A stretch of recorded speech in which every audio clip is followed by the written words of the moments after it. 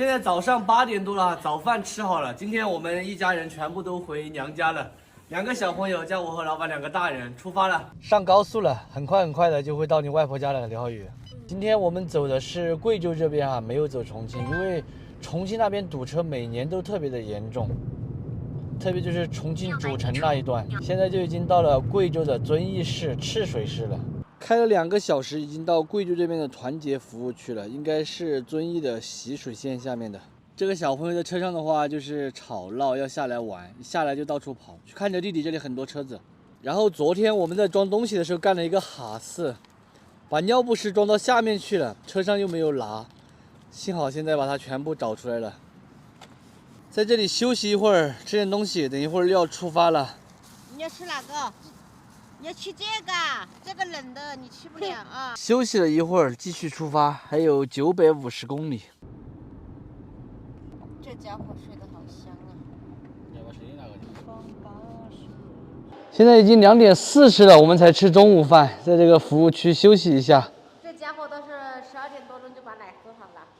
我们从家里面自己带的这个成熟的酸辣粉吃起来安逸。刚才我在服务区看见其他也有人在吃这个，它真的是特别的好吃，看见别人吃什么它就要吃什么，别人嘴巴都不能动一下。大宝就是我是给他热了一下。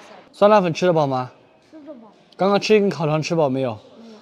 我还认为刚刚买了一根烤肠很大，我认为这个小朋友都能吃饱了，还要加一个卤蛋进去。我也加了一个这个卤蛋，黑黢黢的。吃饱喝足，继续出发。但是这个小朋友好像他不走哎，公主请上车。王子请上车。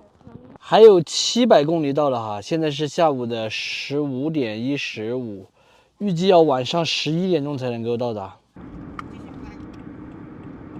开了3个多小时的车，今天晚上的晚饭就是这个。刚刚去看了自助餐，那个自助餐说实在的，我感觉的话可能还没有这个泡面好吃，所以我们泡面吃。